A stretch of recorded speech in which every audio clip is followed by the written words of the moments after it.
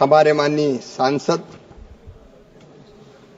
जी को मैं हृदय से धन्यवाद देना चाहता हूं, भाव साहब राजाराम जी को। वो साईं बाबा की नगरी शिरडी से आते हैं, सबका मालिक एक, श्रद्धा साबुरी, और उनके मन में किसानों के लिए दर्द है। उन्हें बहुत महत्वपूर्ण सवाल पूछा है। माननीय अध्यक्ष महोदय, किसानों की हालत एक दशक पहले बहुत खराब थी, लेकिन इस सरकार के आने के बाद एक नहीं अनेकों उपाय प्रधानमंत्री नरेंद्र मोदी जी के नेतृत्व में किए गए हैं, जिसके कारण किसानों की हालत लगातार सुधर रही है। उत्पादन बढ़ाना, उत्पादन की लागत घटाना, उत्पादन का उचित मूल्य देना, प्राकृतिक आपदा में भरपाई करना, जिसका सवाल माननीय सदस्य ने पूछा है, प्रधानमंत्री फसल बीमा योजना, कृषि का विविधीकरण, प्राकृतिक खेती का मिशन, ऐसे अनेक कदम उठाए गए हैं। और मैं आपके माध्यम से सदन को बताना चाहता हूं, प्रधानमंत्री फसल बीमा योजना के अंतर्गत 32,475 करोड़ रुपए का प्रीमियम किसानों से एकत्रित किया गया और उसके बदले में 19 करोड़ 59 लाख किसान आवेदनों को 1,72,318 करोड़ रुपए के दावों का भुगतान किया गया, जो किसानों से एकत्रित किए गए प्रीमियम से 5 गुना अधिक है। माननीय अध्यक्ष महोदय, माननीय सदस्य ने एक और महत्वपूर्ण सवाल पूछा है। फसल बीमा योजना पहले भी थी, लेकिन वो डिफेक्टिव थी, उसमें कई परिवर्तन किए गए। जैसे पहले प्रावधान था राष्ट्रीय कृषि बीमा योजना में क्या 100% क्षति होगी तब राज्य और केंद्र सरकार दावे की भुगतान की राशि का वहन करेंगे, और उसमें अनावश्यक देरी होती थी, कभी राज्य का पैसा नहीं आया, कभी केंद्र का पैसा नहीं आया। प्रधानमंत्री फसल बीमा योजना में संपूर्ण जोखिम बीमा कंपनी को वहन करना होता है। मैं माननीय सदस्य महोदय को बताना चाहूंगा, फसल बीमा योजना की इकाई पहले तहसील हुआ करती थी, गांव नहीं होता था, पंचायत नहीं होती थी। और तहसील की इकाई होने का मतलब यह है कि अगर एक गांव के किसानों की फसल बर्बाद हो जाए तो राहत नहीं मिलेगी, 10 गांव के किसानों की फसल बर्बाद हो जाए तो राहत नहीं मिलेगी।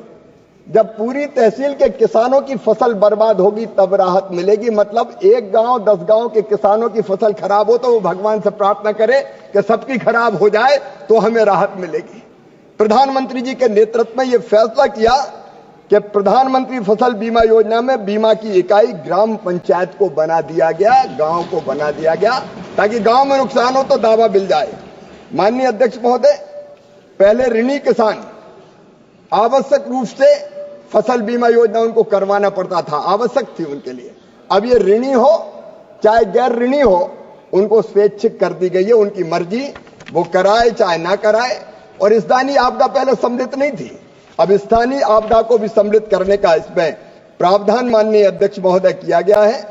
और इससे बढ़ के एक बात यह तय की है कि पहले हम कहते थे केंद्र सरकार के राज्य सरकार अपना हिस्सा देगी तब केंद्र पैसा जारी करेगी, अनावश्यक देरी होती थी। अब हमने तय किया है कि राज्य का पैसा देर से भी आए तो केंद्र सरकार का पैसा तुरंत किसान के खाते में डाल दिया जाएगा, ताकि तत्काल उसको राशि मिल जाए।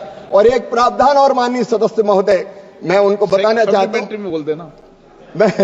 मैं उनको बताना चाहता हूं कि अगर बीमा कंपनी अनावश्यक भुगतान में देर करेगी तो 12% ब्याज किसान को उसको देना पड़ेगा।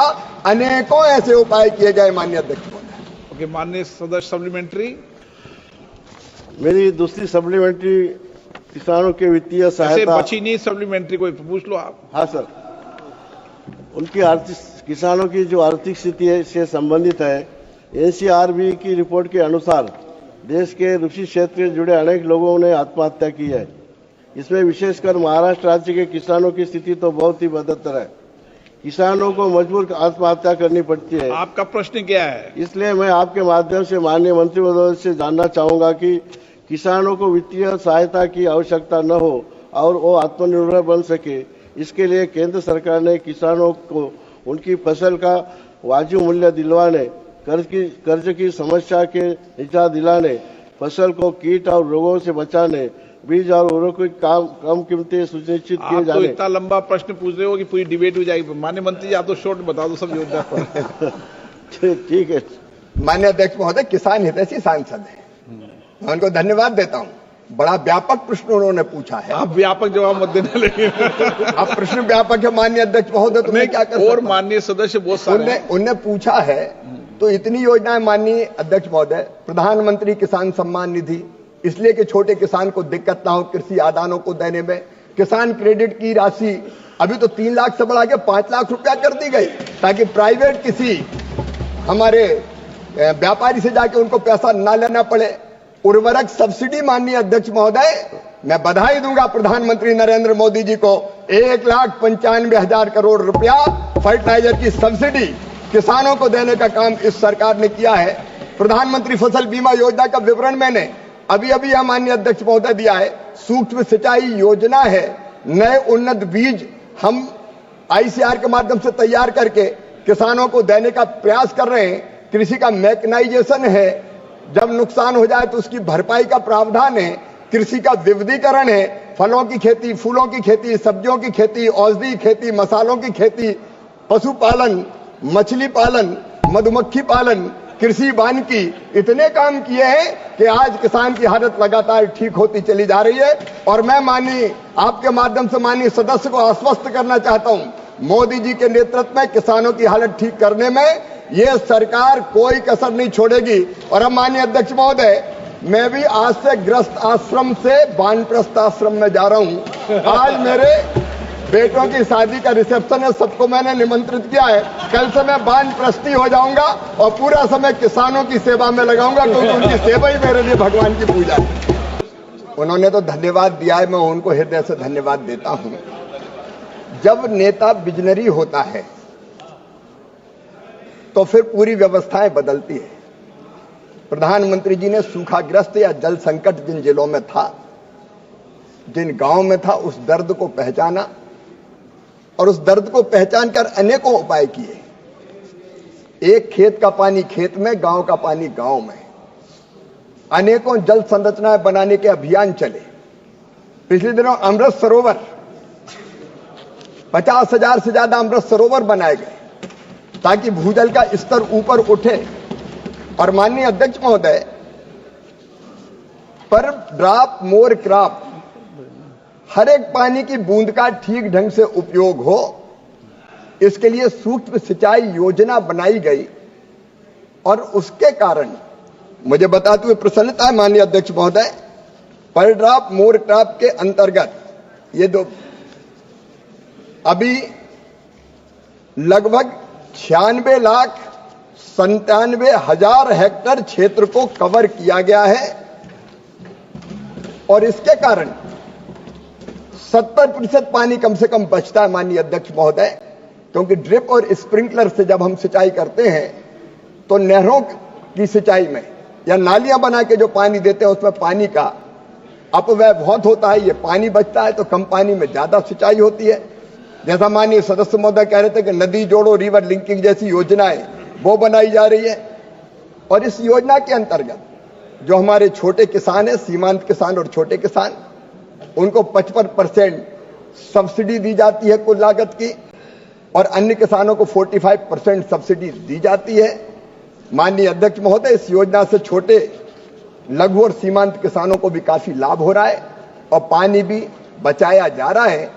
माननीय सदस्य महोदय को मैं ये जानकारी दूंगा कि उनके क्षेत्र में कितने किसानों को इस योजना का लाभ दिया गया है। श्रीमती प्रियंका गांधी वाडा। Honorable Minister would be aware that under the original Vidarbha package, 3 districts of Kerala were included. These were Wayanad, Palakkad and Kasaragod.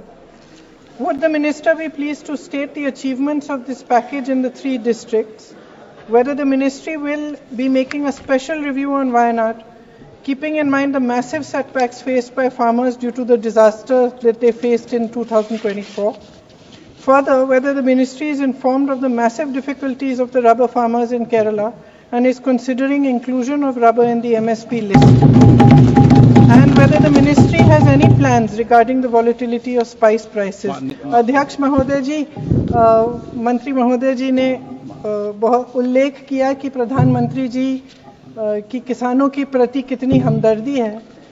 प्रधानमंत्री जी खुद वायनाड गए थे, उन्होंने वहाँ का दुख, वहाँ की किसानों की पीड़ा खुद देखी। मैं उनसे आग्रह करना चाहती हूँ आपके द्वारा कि केरला और वायनाड के किसानों के प्रति भी कुछ हमदर्दी दिखाएं। धन्यवाद। माननीय अध्यक्ष महोदय, किसान किसान हैं, चाहे वो केरल का हो चाहे वो कर्नाटक का हो, हम सब भारत मां के लाल हैं, भेदभाव का कोई सवाल नहीं है।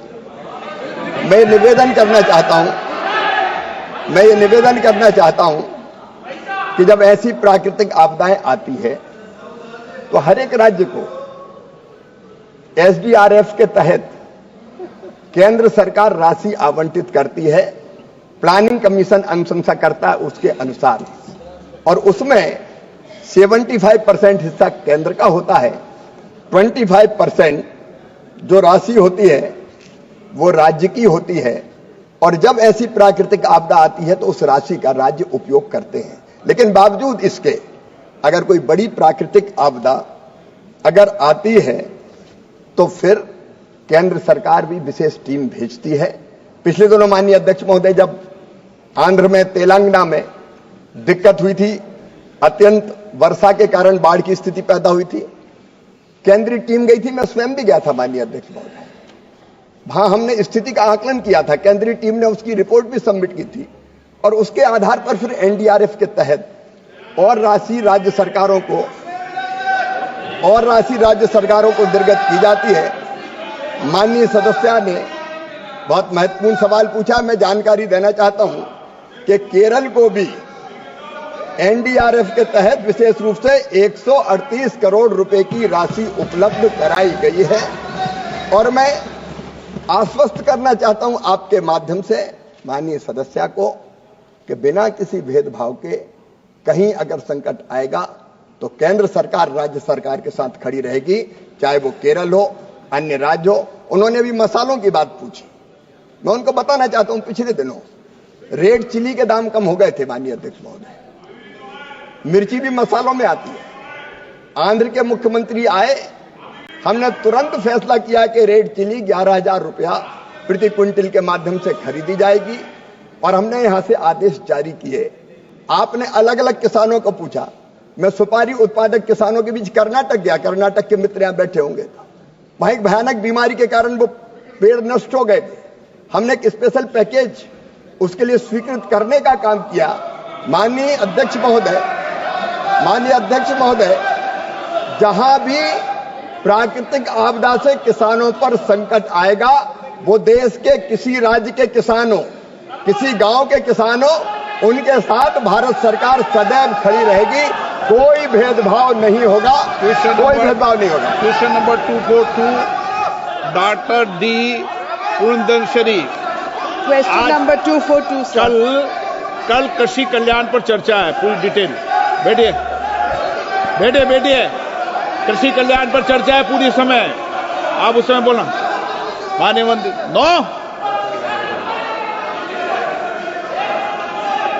माननीय अध्यक्ष महोदय, विवरण सभा पटल पर माननीय सदस्य